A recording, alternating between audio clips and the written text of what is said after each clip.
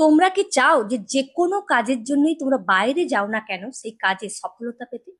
যদি তোমরা চাও তো এই মন্ত্রটা অবশ্যই তোমরা জপ করে তারপরই তোমরা বাইরে বেরোবে।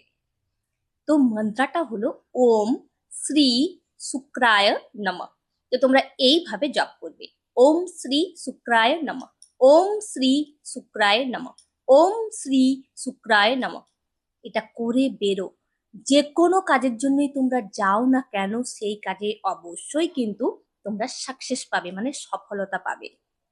এই মন্ত্রটা তোমরা 11 বার, 21 বার, 51 বার, 108 বার যত খুশি জপ করতে পারো।